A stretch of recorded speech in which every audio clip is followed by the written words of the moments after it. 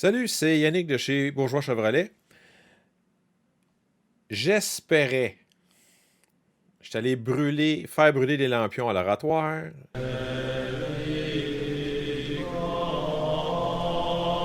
J'ai prié tous les Bouddhas qui pouvaient exister sur la planète Terre. Tous les dieux indiens.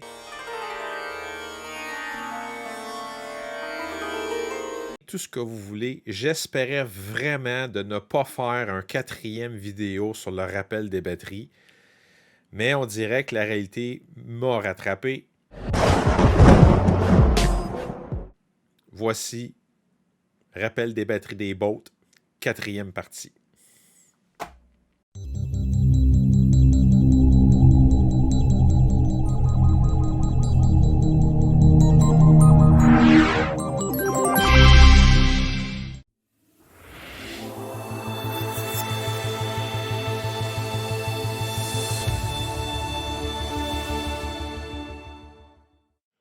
Donc, comme certains d'entre vous ont pu constater, le rappel des batteries pour les années 2017 à 2019 ont commencé. C'est ma petite feuille que j'ai mis mes notes, là. Je ne vais pas rien oublier. A commencé. Chez Bourgeois Chevrolet, le rappel a commencé. Là, moi, j'enregistre cette vidéo-là en date du 29 octobre. Le rappel a commencé mercredi de la semaine passée. C'est qu'est-ce qui a été fait, qui a commencé chez Bourgeois Chevrolet. La façon qu'on a pu comprendre comment que ce rappel-là fonctionnait, cette portion de rappel-là fonctionne, parce que, juste que vous compreniez une chose, année 2017 à 2019, c'est un rappel. Année 2020 à 2022, c'est un autre rappel. C'est pas sous le même numéro de rappel chez GM. OK? Donc, quand je dis ce rappel-là, c'est pour l'année 2017 à 2019. Donc, ce rappel-là, la façon qu'on a pu comprendre chez GM, c'était que il y avait deux phases à ce rappel-là. La première phase qui est déjà commencée, c'est GM qui contacte le client si son véhicule fait partie de la liste des priorités chez GM. OK, bon. Donc, GM va appeler le client, poser des questions. Parfait, vous voulez aller quel concessionnaire? Oui, parfait, je vais aller à tel concessionnaire.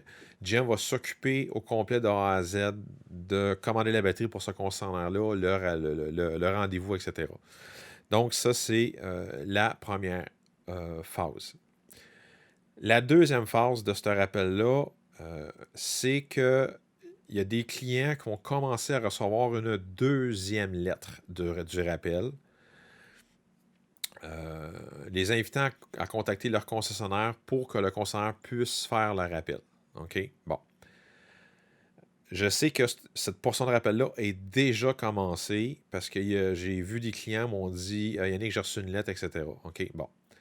Si vous n'avez pas reçu de lettre, donc la deuxième lettre du rappel, vous invitez à contacter les concessionnaires, n'appelez pas le concessionnaire. Ça veut dire que vous ne faites pas encore partie du lot de batterie qui a été fabriqué. OK? Pour vous. Parce que quand je vous dis, dans ce rappel-là, OK, je sais que j'ai vu des gens poser des questions. Là, ouais, ils changent-tu des modules? Bon, 2017 à 2019, réglé, toute la batterie au complet changée. OK? Donc, on descend la batterie, on amène une nouvelle, puis vous repartez avec votre véhicule. C'est pas plus compliqué que ça. C'est pas des modules qui vont être changés, c'est la batterie complète qui est changée sur votre véhicule. OK? Donc, c'est la deuxième phase de ce rappel-là. Bon, est-ce qu'il va y avoir une troisième, une quatrième, une cinquième? On ne le sait pas. Fait que ce rappel-là, c'est comme ça. Ce qu'on ne sait pas non plus, est-ce qu'il va. Ce rappel-là il va prendre combien de temps au total avant que ce soit terminé?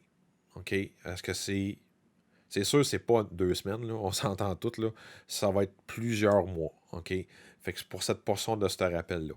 Est-ce que GM va commencer à s'occuper du deuxième rappel, donc 2020 à 2022, avant la fin du premier rappel. J'espère beaucoup et énormément. Mais on ne le sait pas. OK? Fait que c'est à peu près ça que je voulais dire concernant le début du rappel. Bon. Ce que j'ai fait, OK, et ce que ce vidéo-là va faire, c'est que je vais me concentrer beaucoup plus, comme j'ai mentionné peut-être, là, sur le deuxième rappel de GM, parce que dans mon livre à moi, OK, je sais que je peux... Puis prenez-moi pas au pied de la lettre, s'il vous plaît, là. OK? Pour moi, les 2017 à 2019, le rappel est commencé, ça va se régler. Donc, dans mon livre à moi, c'est réglé. On n'en parle plus. En guillemets, on n'en parle plus. OK? Donc, présentement, moi, personnellement, mon focus, c'est de voir qu'est-ce qui se passe avec le deuxième rappel, 2020-2022. OK? Donc, ce que j'ai fait, j'ai sorti 16 questions qui me reviennent, je vous dirais, quotidiennement de clients qui n'ont pas de réponse. OK? Donc, qui appellent soit leur concessionnaire, ils ne savent pas, on n'est pas. Ils me disent si c'est-tu vrai, si c'est-tu pas vrai. Donc, moi, j'ai sorti 16 questions et je vais répondre à ces 16 questions-là. Je ne sais pas si à la fin de cette vidéo-là, vous allez trouver ça drôle ou vous allez en brailler. Mais moi, personnellement, présentement, je trouve pas ça drôle. Fait que c'est ça. Bon. Parce que vous allez avoir les réponses que j'ai au fur et à mesure que les questions vont sortir. OK? Bon. Première des questions. Comment je peux savoir si mon véhicule fait partie de la liste prioritaire? Donc, ça, c'est une question qui revient par rapport au premier appel. OK? On ne le sait pas. On n'a pas de liste, les concessionnaires n'ont pas de liste de véhicules prioritaires, OK? Ou de choses que une liste de clients qui doit être contactés au PC, on n'a pas. On n'a pas ça, OK? Deuxième question. Quels sont les critères pour être considérés comme prioritaires? On ne sait pas. Nous ne savons pas qu'est-ce qui a fait que cette voiture-là est prioritaire versus cette voiture-là. On ne sait pas.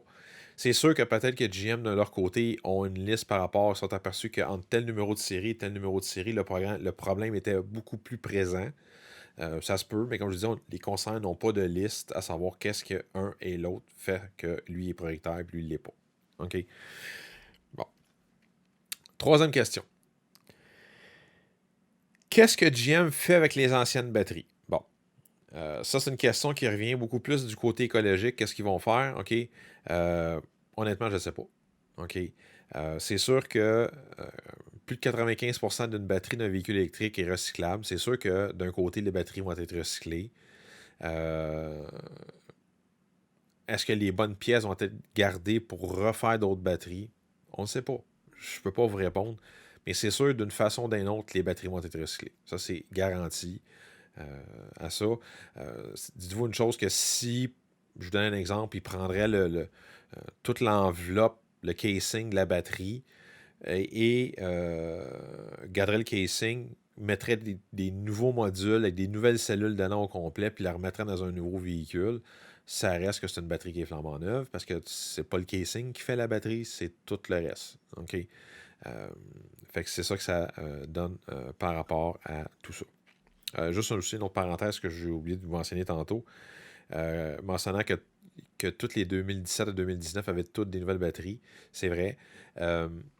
Ce qui va vous donner, selon ce que vous avez eu la liste, là, votre première lettre de rappel, une autonomie d'à peu près 8% de plus.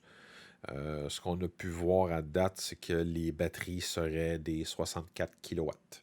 Donc, les clients passeraient de 60 à 64 kW et la garantie de cette batterie-là est remise à zéro. Donc, vous vous retrouvez avec une nouvelle garantie de 8 ans ou 160 000 km à partir de la date que la batterie est changée est à partir de votre kilométrage que vous avez. Donc, vous avez une voiture qui a déjà 100 000 km, mais votre batterie va être garantie 8 ans à partir, exemple, d'aujourd'hui, et 260 000 km au compteur total. C'est simple comme ça. Est-ce que l'usine repartira à 100% de sa capacité le 1er novembre? Donc, comme j'ai mentionné tantôt, j'enregistre cette vidéo-là le 29 octobre. La réponse à cette question-là, on ne sait pas. C'est simple. On n'a pas de communiqué de GM nous disant comme quoi que l'usine va repartir oui, elle devrait repartir le 1er novembre, mais est-ce que l'usine va repartir à 50%, à 75%, à 100%? On ne sait pas. On n'a pas de nouvelles concernant ça. Est-ce que l'usine repartira pour de bon ou y aura-t-il d'autres délais dans la production? On ne sait pas. On n'a pas de nouvelles de GM concernant ça. Donc, on ne sait pas si l'usine va être ouverte seulement pour 2 mois, 2 semaines. On ne sait pas. C'est ça qui est plate dans la fin. 6e question. Quand ma 2020, 2021 ou 2022 sera rappelée? On ne sait pas. On n'a pas de détails concernant le début du rappel du deuxième rappel, dans le fond, la deuxième partie de ce que je vous explique depuis tantôt, là, la portion de rappel 2020 à 2022. 7e question. Qu'arrive-t-il avec le programme de diagnostic que GM a parlé il y a près de 60 jours? Bon. Pour ceux qui suivent mes vidéos, dans la 3e partie du vidéo, GM avait sorti un communiqué de presse disant qu'il y avait l'intention de donner un programme de diagnostic aux concessionnaires c'était-tu pour vérifier que la batterie, dans la portion du deuxième rappel, si la batterie était touchée ou pas, ou etc. On n'a pas de nouvelles. C'est pas plus compliqué que ça. On ne sait pas ce que c'est rendu, puis on est près du 60 jours. Fait que c'est ça qui est ça. 8e question. Est-ce que ma 2020, 2021 ou 2022 aura une nouvelle batterie complète ou seulement des modules de changer? On ne sait pas. On ne sait pas comment ça va se faire. On ne sait pas si c'est seulement des modules ou toute la batterie. On pose des questions chez GM, puis on n'a pas de réponse. Fait qu'on ne sait pas comment ça va se faire, cette section-là. En posant des questions chez GM, il a l'air à nous dire que, pardon, que ce serait toutes des batteries à grandeur 2020 à 2022. Mais on ne sait pas. Fait que c'est ça. 9e question.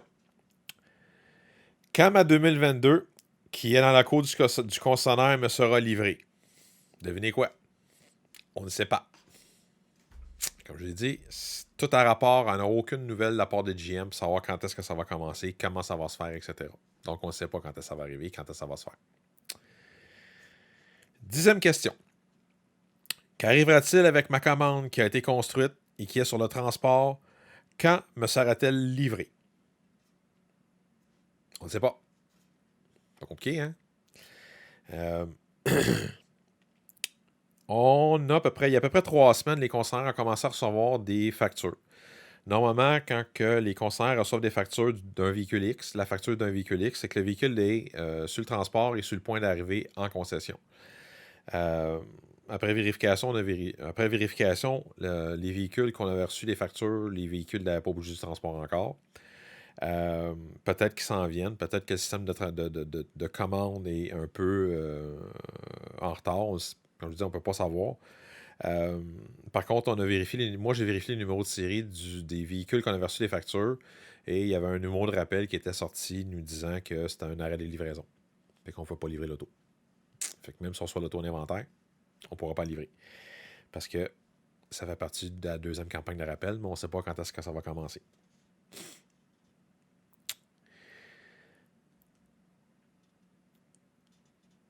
Onzième question.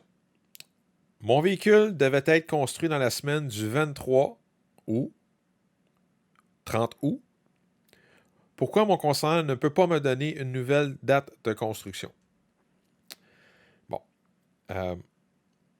moi-même, je ne peux pas donner de date de construction à ces clients-là parce qu'on on a vérifié. Et ces dates de construction-là, dans le système de chez GM, sont encore en date du 23 août et du 30 août. J'ai fait un post Facebook cette semaine concernant les dates de construction parce que il y avait des dates de construction qui avaient sorti à peu près 3 semaines, un mois. Et la construction devait, pour certains véhicules, commencer le 8 novembre. La semaine du 8 novembre, j'en avais dans la semaine du 15 puis dans la semaine du 22-29. Et toutes ces dates-là ont été reportées en 2022. Toutes sans aucune exception. Première semaine de construction, techniquement parlant, si vous faites partie des chanceux, ça serait le 3 janvier. Et j'en ai qui vont jusqu'au 21 ou 29 février, de mémoire. Là, OK? 21 février, je pense, le plus loin que j'ai vu. Si ma mémoire est bonne. Mais si vous êtes un de mes clients, vous pouvez me appeler, puis je vous donnerai votre nouvelle date de construction si elle est disponible. Elle est toujours aussi. 12e question. Quel est le délai de livraison d'une nouvelle commande? Bon. Là, je me fais appeler à peu près ou contacté par un client qui se regarde et se magasine un nouveau véhicule. Il veut faire une commande d'un nouveau véhicule. Il se fait dire par plusieurs concessionnaires que je ne nommerai pas parce que j'ai les noms, mais je me garde d'une petite gêne. Monsieur le client, cassez-vous pas la tête. Une commande, ça prend 3 mois. Ça prend 4 mois. Peut-être, à cause que l'usine est fermée, ça va aller jusqu'à 6. Pas plus que ça. En 6 mois, entre 4 et 6 mois, vous allez avoir votre char. Je vous dis tout de suite, là, ça, là, c'est de la bullshit. On va répondre d'une façon logique à votre question. Écoutez bien celle-là. Avant le rappel, oubliez le rappel, là, il n'y en a jamais eu de rappel, là. On est le 18 août, 2 jours avant le rappel. Vous me posez la question, Yannick, je commande une boîte chez vous, une EUV, je vais l'avoir dans combien de temps? C'est 4 mois le délai avant le rappel. Bon. On va partir d'une base que le délai n'a pas bougé, on est à 4 mois. On va partir de la base aussi que ça fait 2 mois et demi que l'usine ne produit pas. Donc, il y a 2 mois et demi de production à rattraper. 4 mois, plus 2 mois et demi d'arrêt de production, on est rendu à 6 mois et demi. Donc, le délai de 6 mois que le vendeur vous a dit, là, c'est pas encore, là, il ne l'a pas respecté encore. Plus, il y a des clients qui ont continué à nous donner des commandes pour ces véhicules-là. Donc, ça fait un autre 2 mois et demi de commandes qui n'a pas été traité par le système, qui n'a pas été traité par l'usine, etc. Donc, on peut dire 4 mois plus 2,5 plus 2,5, on est rendu à 9. C'est sûr que le dernier 2 mois et demi que je vous dis des ajouts de commandes, il y a eu beaucoup moins de commandes dans les 2 derniers mois et demi qu'est-ce qu'on avait avant la rappel. OK, bon.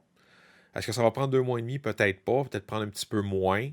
1 mois et demi peut-être. On va peut-être sauver 1 mois. Mais on parle d'un délai d'entre 8 et 9 mois quand même. Là. OK? Fait que, monsieur les vendeurs, si vous dites 4 mois, là, je sais ce qui va se passer. Vous allez patiner le client à côté, là, après, là, quand le client, au bout de 4 mois, va commencer à vous appuyer et va vous dire il est où mon char? Tu m'avais dit 4 mois, il est où mon char? Oui, mais là, vous allez vous mettre à patiner. Pourquoi vous ne répondez pas tout de suite au client et vous ne donnez pas la vérité? Après ça, le client va vous dire, il va dire, maudit, c'est un bon vendeur, il me dit la vérité, il me dit que le véhicule arriverait en 8 mois. C'est arrivé en 9 mois, ah, c'est pas plus grave que ça, je le savais, au moins il me l'avait dit. S'il arrive en 7 mois, il va être encore plus content. Le délai de livraison aujourd'hui, là, 8 à 9. Ça arrive avant, tant mieux. C'est une cancellation dans le concessionnaire, puis vous étiez le prochain client à commander ce véhicule-là, tant mieux pour vous. Mais le délai, c'est 8 à 9 mois.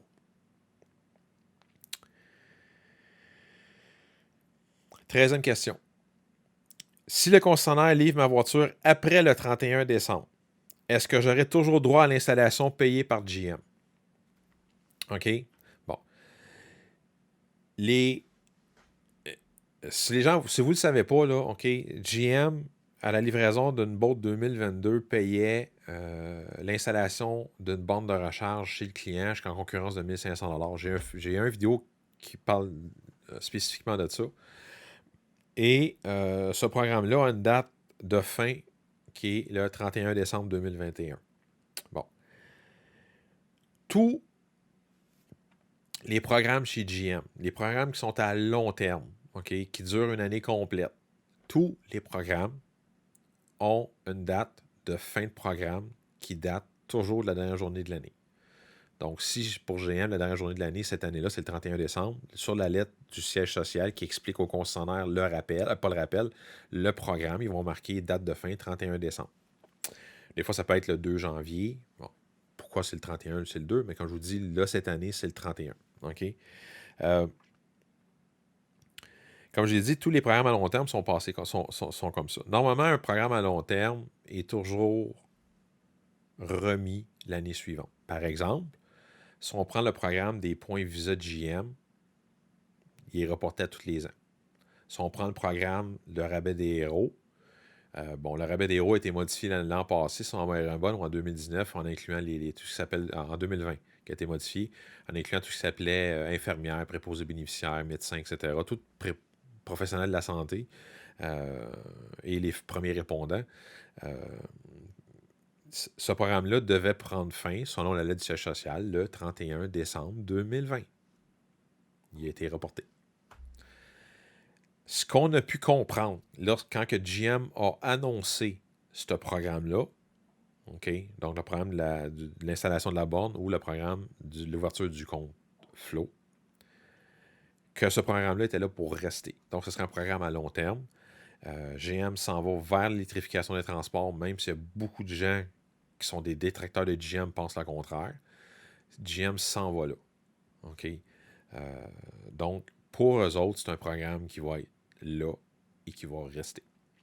C'est pas plus compliqué que ça. Donc, je serais extrêmement surpris que ce programme-là ne soit pas reporté le 1er janvier.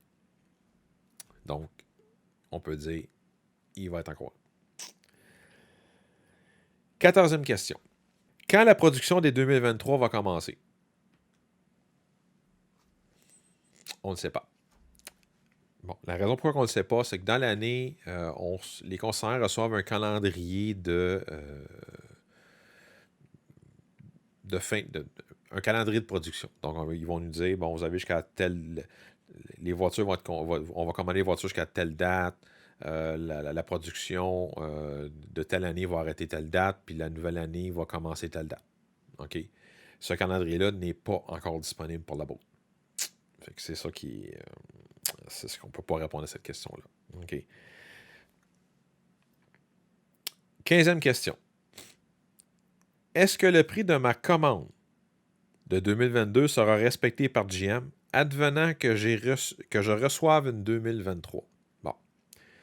La façon que ça fonctionne chez GM, à moins qu'il y ait une modification, c'est que le prix, quand vous faites une commande, le prix est gelé pour l'année modèle. Ça veut dire, vous avez commandé une 2022. Dans l'année modèle 2022, il y a une augmentation de prix, exemple, de 150$ sur le prix de détail suggéré.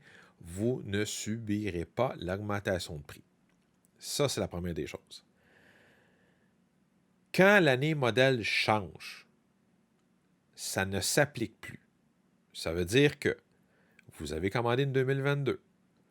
Une 2022 ne vous sera pas livrée. Ça va être une 2023. Normalement, s'il y a une augmentation de prix, le client devra subir l'augmentation de prix. C'est comme ça que ça fonctionne. Mais comme je vous ai dit, à moins ça change.